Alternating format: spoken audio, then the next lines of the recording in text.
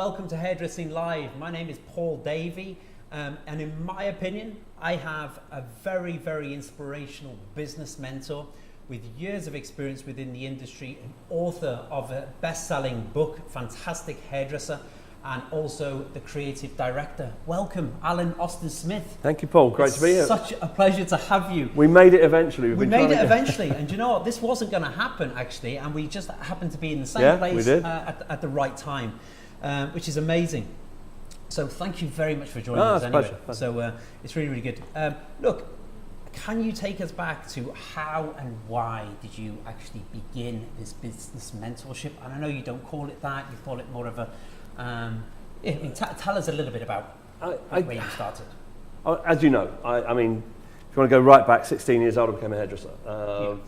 And I sort of throw that away a little bit, but it's actually really important because, I started my career with Sassoons and then... you exhausted it almost, did you? Well, I don't think I exhausted it, but it was just, I just had such fun with it. Okay. I mean, the fact that, with Glenby it was great. I was back to New York. I was a kid, but I was going out to New York and working and so on. And it was awesome and it was brilliant. And I've always loved the creativity and the energy and of this business and the passion and the fashion and everything. I absolutely love it. And it was quite weird because I was given this opportunity. I was approached by L'Oreal.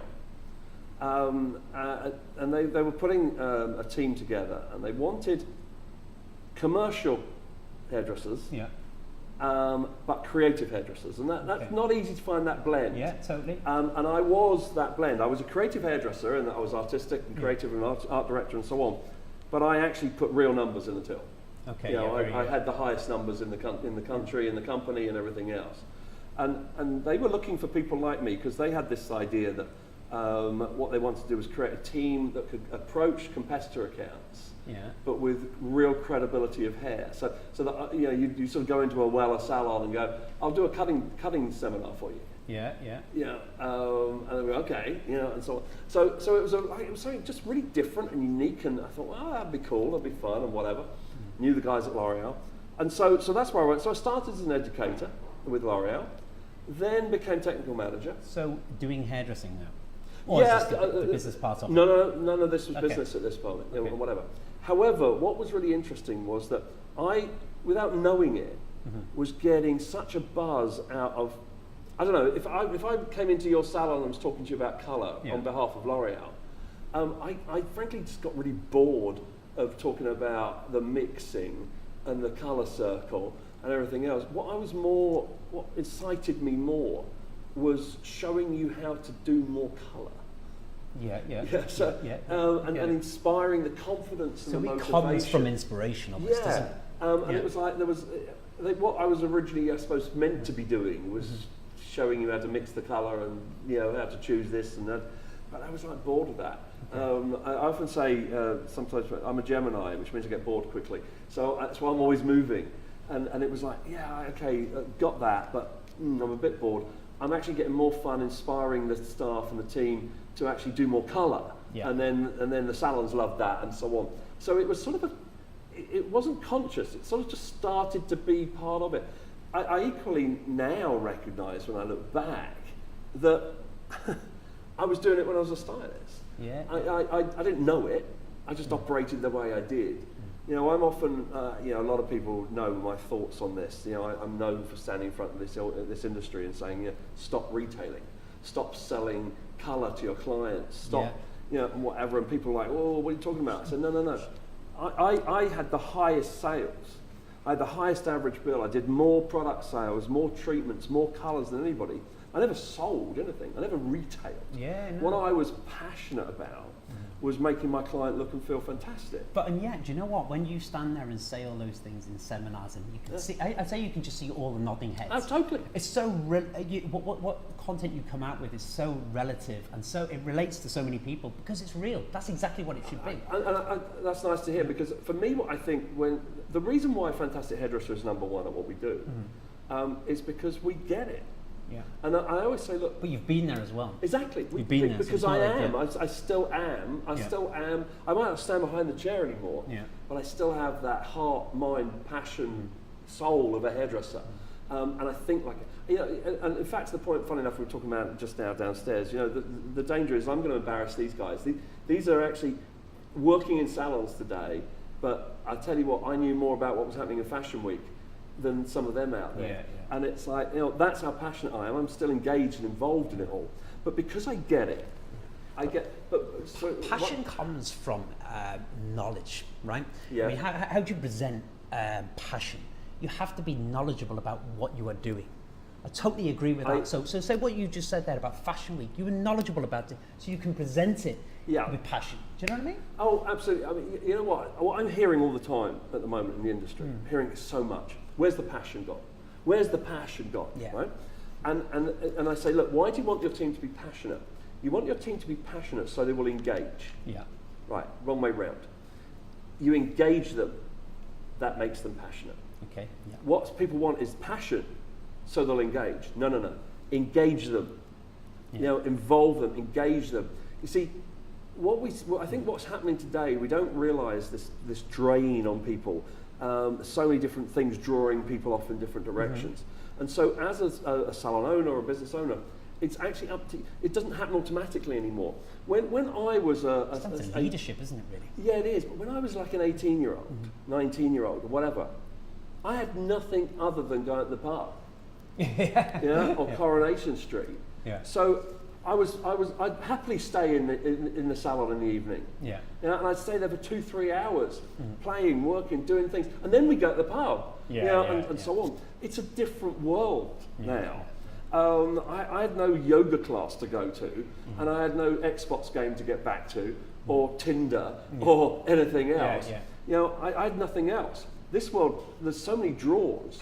So many distractions, if you like. Yeah, precisely. So to me, leadership today is about how do I engage you so that I become, and hairdressing becomes, one of your things. Yeah. Rather than expecting it. So, for example... So how do you do that? Capture people's imaginations almost, isn't it?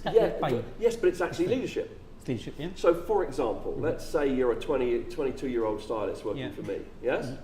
I'm going to say to you, okay, guys, now I want each of you, yes, over the next 4 weeks, I want you to choose your 3 favourite looks, not just hair, everything. Okay. Yeah? From each of the 4 fashion weeks. Okay, very good, Yeah? And then you're each going to present that at a meeting in a month's time. So we've got 4 weeks, New York, London, whatever. I'm leading, I'm not expecting, see what's happening is, why don't they do that on their own? Because they don't. But I need them to be engaged. I need them to be passionate. So what I'm going to do is I'm going to drive that engagement. When we had the salon in Chiswick, it was the first year. I was in my dicky bow and a black suit and everything else, walking out the door to go to the awards. The BHA awards. And one of my stylists said, "Oh, where are you going?" And I'm like, "What? Do you not?" That would be like someone in the film business saying to me on Oscars night, "Where are you going?" Rather than, obviously, you're going to the Oscars. Yeah. I was like, even my own team don't know what's going on. And so what I did the next year is I said, "Okay, guys," and we had a hat, and each stylist pulled a name out of the hat, and in the hat was all of the nominees for British. So I've picked out Angela Seminara, someone else has picked out Akin Kanezi, someone else has picked out Mark Hayes, Errol Douglas, etc. Hooker and Young, all the rest of them. They've all picked out someone. And what you've now got to do, who have you got? I've got Akin. Okay, this is what I want you to do. You've now got to research Akin. And you are going to present to us why you think he should win. Very good. I love it. I love it. And then what we did, right, they did that, and then like a few weeks before, they'd actually show the collections. Right, now you've got the collection. Now come and tell us what you think they were trying to do with that collection, what the message was, what you like, what you don't like, and so on. And then on the night, they were all engaged. They're all engaged. They're all on Twitter. They're all engaged. Following it all on Twitter. That's very good. And then out of it, I mean, we just gave the winner, so the year Akin won. If you had Akin, we gave a tiny little cup and said, "Hey, you won," and just made a laugh of it. But I need them to be passionate, and so instead of relying on them to be engaged, it's up to me to engage to them. spearhead that, really, isn't it? And then when I engage them, they start getting passionate. Okay. So, and to me, that's leadership today. That's what leadership is. Leadership isn't sitting moaning in the pub that they're not passionate. Yeah, yeah. Leadership is saying, I need them to be passionate. So how do I engage them so that passion comes out? Very good, very good. Look, we were just chatting a few minutes beforehand about it's your business masters. Is that something you cover in what you're talking to us about that? Is that part of what this Business Masters is about? Business Masters is a year-long program. Okay. Yeah. And I would say people who do one-day seminars with me and things like that, they're great, but it's like a one-night stand. Yeah. The Business Masters is a relationship. Okay. And it's 3 workshops over the year. We hold one in Europe when we actually do it in Ireland. And then the other is in America. So we run it in different ways. Now, basically, what happens with Business Masters is we have this. I would say there's 3 elements. There's the live workshops. In those workshops, that first workshop that you do 3 days, we cover strategy. You leave actually having everything you need to build a 2-year strategy for profit for your business. Okay. I mean, with a laser-like focus, knowing exactly. You see, people want more success in their business, but they don't know they haven't got the laser-like strategy. It's like people say, "Oh, I want more profit." Well, how much? By when? Yeah. You know? Yeah. How can you? I always say, how can you work out how to get somewhere if you don't know where it is? I know. Do you know what I do find now? I mean, you do these courses, and it gives you a level of inspiration for a period of time. And we are like creatures of laziness sometimes, and you fall back into that laziness and don't implement them. I think once you implement them, you see results, right? Yeah, but it's having that continuous, you've got to be motivated, and you've got to keep asking yourself these questions. I mean, I was just saying earlier on about distractions to Ben Brown there as well, that we talk about distractions. You have so many distractions and apps and things like that.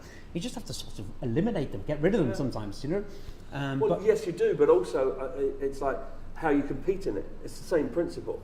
So, for example, one of the things I think that we're so far ahead in Fantastic Hairdresser and what we do is that we have all our programs and live seminars and everything else that we do, but our online backup is second to none. Yeah. That's what I mean. It's a long Business Masters, for example, you're talking about. It's 3 workshops throughout the year, but there's 24 videos. Okay. One every 2 weeks. Okay. Yeah, and all. I mean, we're bringing all of that online stuff together in the next few months. We're launching Business Lounge. Okay. And that's going to be amazing. That's going to be that's. Explain to me what Business Lounge is. Business Lounge is going to be our hub, if you like. What I want to do, and we've been working on this for a long time, but you can't. I've learned to be strategic. You can't start that without the content. Yeah. So we've been building so much content. I mean, just fantastic team meetings. That as a product, there's 60 videos in that, and over 70 team exercises. So we've been building all this content, and the whole idea of Business Lounge is to put it all into a hub that any salon owner is part of and is able to pick out and pull key stuff when they need it, as they need it, and so on. We've got business coaching coming into that area. Okay, very good. I've got so much happening. But it's to me, it's got to be led now with an online backup, because it's that keeps it consistent. I get that's exactly what we're doing as well. But look, you can I just actually I've got another couple more questions. Yeah. But to be honest with you, I know I don't want to keep you all night. But look, how have you evolved your material over the last? I mean, you've been doing this for some time now. I've been to your seminars many years ago. I mean, how is your because the industry and the way things are going with digital, it's just moving so much more faster, and it changes and evolves so quickly. How have you found the transition on your content and your? Oh, massive, and actually, it's actually one of the things that I get a little bit critical about. Is that I still believe there's,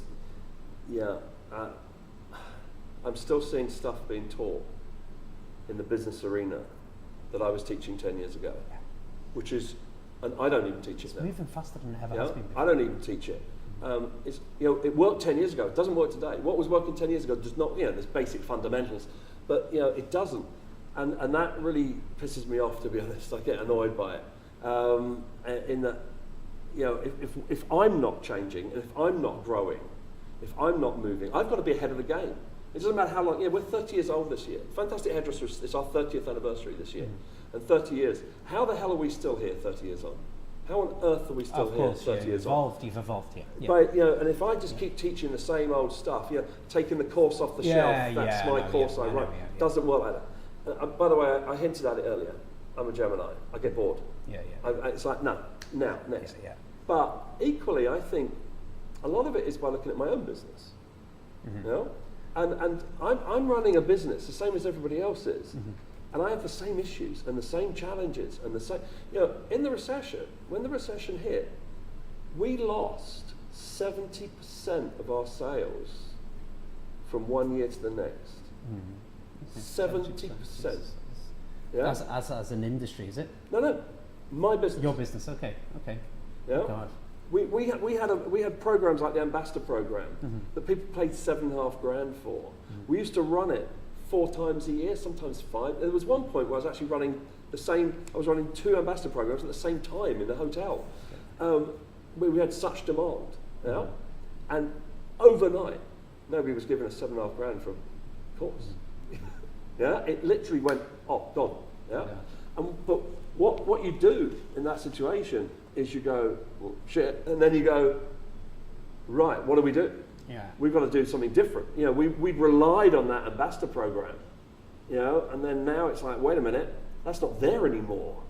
So what do we do now? And we approach and that constant and so I think part of it is just running my own business like everybody else, and the same challenges that everybody goes through. We took on our academy in Chiswick. Nearly 4,000 square foot of space, etc., opened it. We signed the lease for that a week before Lehman Brothers went down. When the bank went. And it was like, I think businesses can thrive in situations like that. Precisely, and it is like, they can thrive. You can capitalise or take advantage of the market. But that's my point, and it's like running my own business. I have to start looking at all that stuff just like anybody else does. I do truly believe. So, you know what? With I'm talking about evolving here. When people or businesses or like even stylists evolve in this industry, 16-year-olds who are born into this culture now of social media and the way they have that advantage.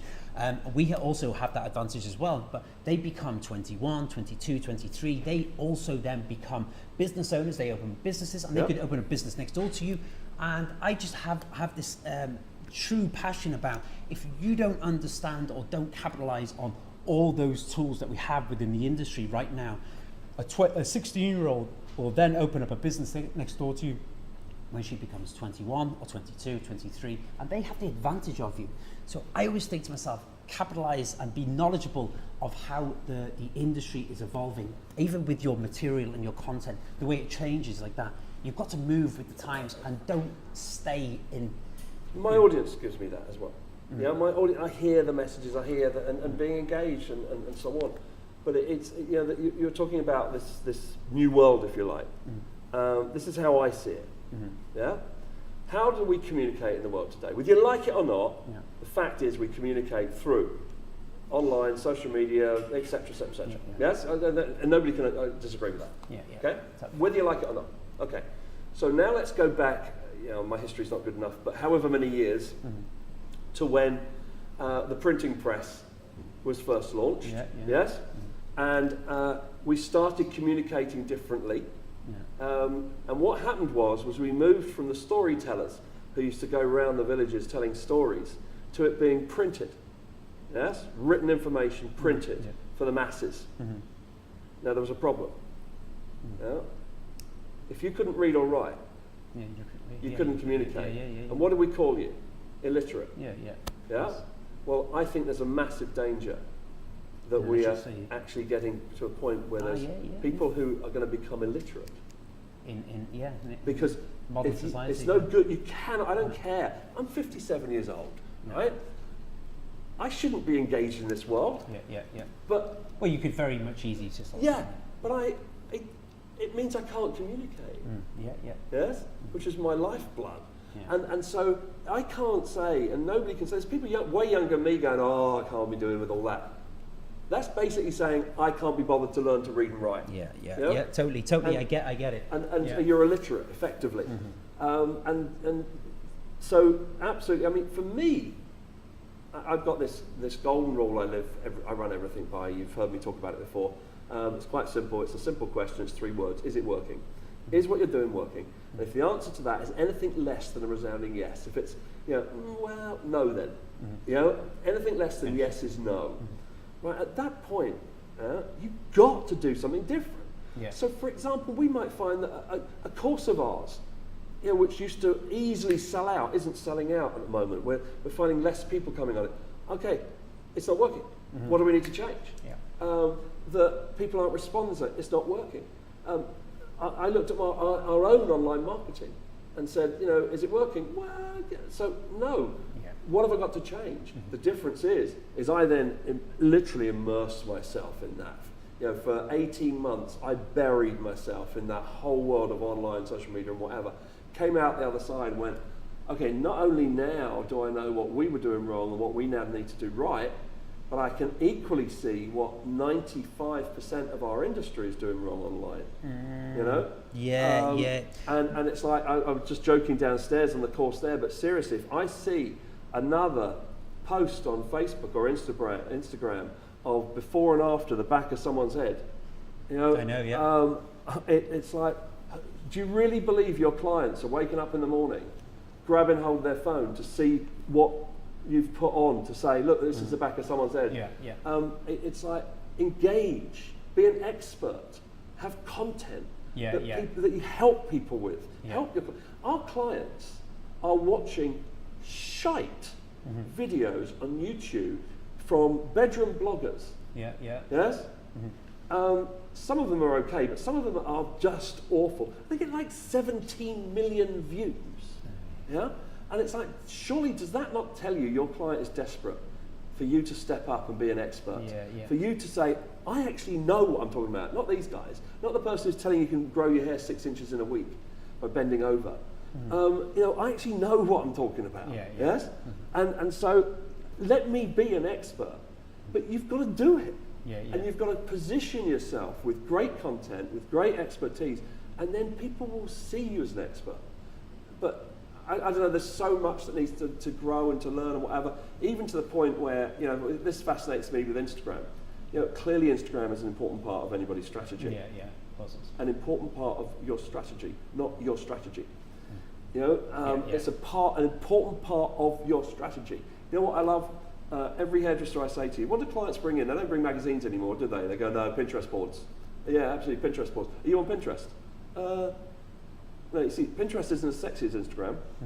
But my clients are bringing in Pinterest boards. That's right, that's where your clients so are. Shouldn't you be putting yourself there? It's just that thought process of how people are thinking differently and operating and so on. But it actually scares me. I'm worried that people are sort of going, okay, I need to do this, I need to do this, I need to do this. It's like, no, stop, pause button, strategy, learn, grow, develop, and you'll do it right. In everything. You know, that's absolutely incredible. I've just learned loads by what you've just said there now, I swear to God. I would love to get you onto, I mean, we've been sending a couple of emails back and forward, but look, I mean, let's I'd love to arrange to get you back on, but that's another conversation we can have. Look, thank you very much for your time. It's a pleasure, thank you. I know you've got to go for dinner now and everything, so so listen, thank you again for being you and being that sort of mentor in the industry. I mean, I've been to many of your things over the years, and I'm sure loads of people have. Can I just say thank you very much for everybody for watching, and stay tuned for the new courses coming through, and look at our sign up to our subscription on YouTube as well. I'll see you all soon. Cool. If you like what you've seen, leave a comment below and subscribe to our YouTube channel.